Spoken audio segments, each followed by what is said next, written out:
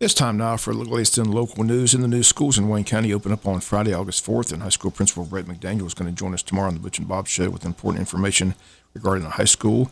Teachers, students, athletes all preparing for the upcoming school year, and that includes the Wayne County High School Marching Band.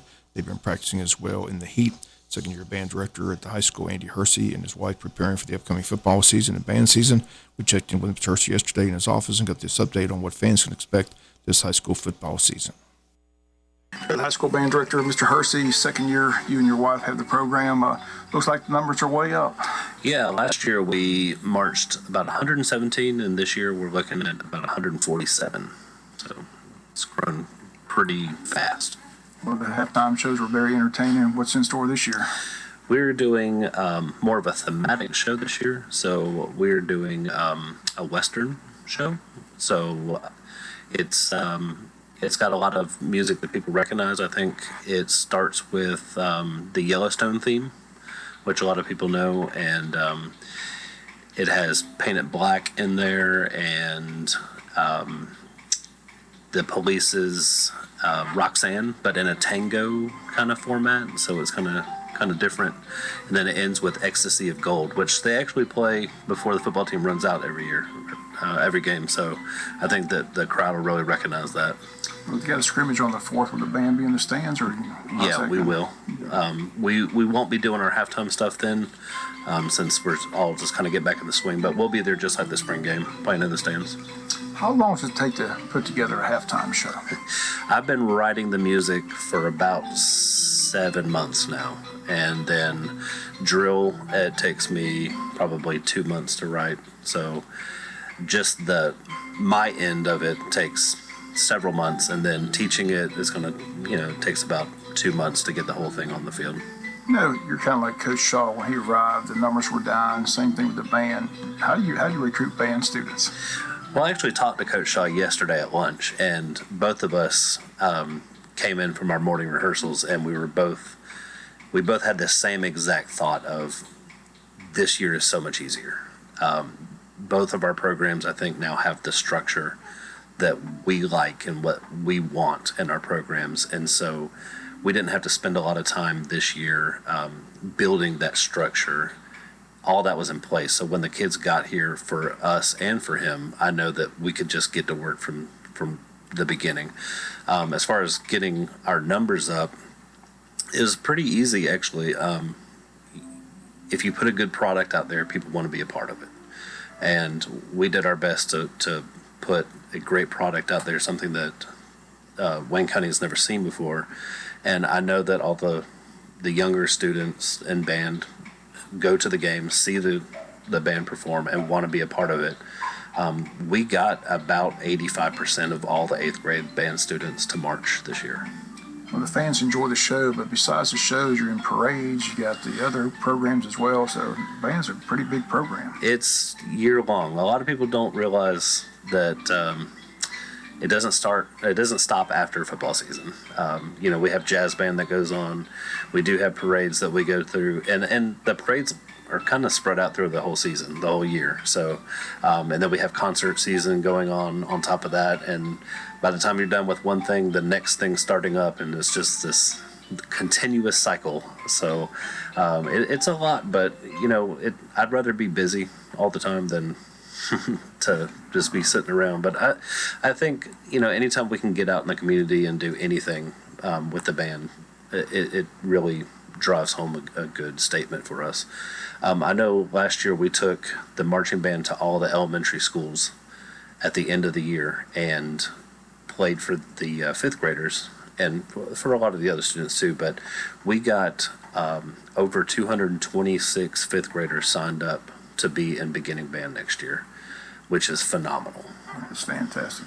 Well, we'll look forward to the band season, look forward to halftime shows, and again, thanks again. I appreciate it. Looking forward to seeing everybody out there Friday nights.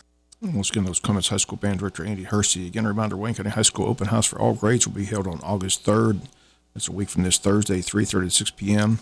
Again, a lot going on with the schools. Arthur Williams hosting a jump start for all incoming 6th graders. That's on August 1st from 5:30 to 8 p.m.